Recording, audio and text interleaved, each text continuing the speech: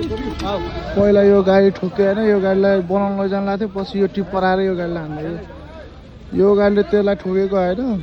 अनि यो बनाउन जाने बेलाखेरि यसले आएर फेरि यसलाई ठोक्यो कि यसले त्यसलाई ठोक्यो त्यसले यसलाई ठोक्यो त्यसले यसलाई ठोक्यो यसले त्यसलाई ठोक्यो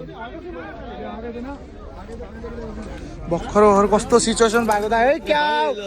क्या उडेर आएको यो बाइक जाउँ जाउँ त हामी त बस सुन्नु न यो गाडी पहिला फुटेको थियो भने त अनि यसलाई बनाउनु जाँदाखेरि त यो गाडीले आएर फेरि यसलाई हान्दै यो गाडी पहिला एक्सिडेन्ट भएको थियो होइन पछि आएर यसलाई लग्यो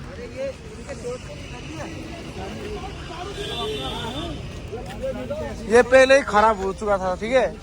और ये कार ने इसको ठोका ये बनाने जा रहा था बाद में वो आके इसको ठोका हमको भी इतना स्पीड से आ रहा था ये गाड़ी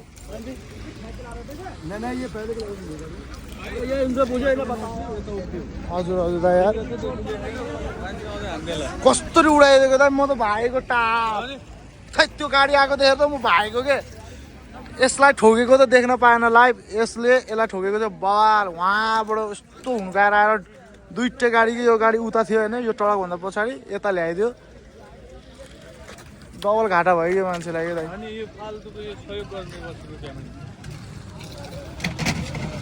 सुरुमा यो गाडी एक्सिडेन्ट भयो होइन अनि पछि यो कारले त्यसलाई हान्यो तर अनि त्यो आएर त्यसलाई हान्यो फेरि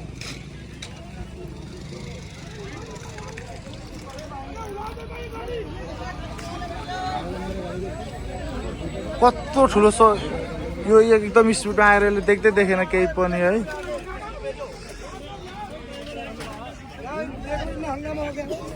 यो गाडीले त्यो गाडीलाई ठोक्यो अनि यो गाडीलाई बनाउन जाँदाखेरि फेरि यो गाडी आएर यसलाई ठोक्यो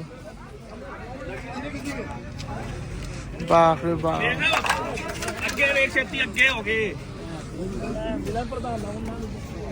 धन्दै उडाइदिएको दा यार मा कसम त्यो गाडी त यस्तो स्पिडमा आएको थियो नि है टुइँ तर यसको गल्ती छैन नि यसको यो यहाँ मान्छेको गल्ती हो कि पहिल्यै यहाँ एक्सिडेन्ट भइसकेको थियो नि त अब केही त देखाउनु पर्थ्यो होइन सिधै सुरुमा यसको एक्सिडेन्ट भयो पछिमा यसलाई बनाउन जाँदाखेरि त्यो आएर त्यसलाई एक्सिडेन्ट गराइदियो उडाइदियो साइड राखेकोलाई यो एक्सिडेन्ट भयो पछि फेरि त्यसले यसलाई एक्सिडेन्ट गरायो ट्रिपल एक्सिडेन्ट भयो क्या यहाँ टोटल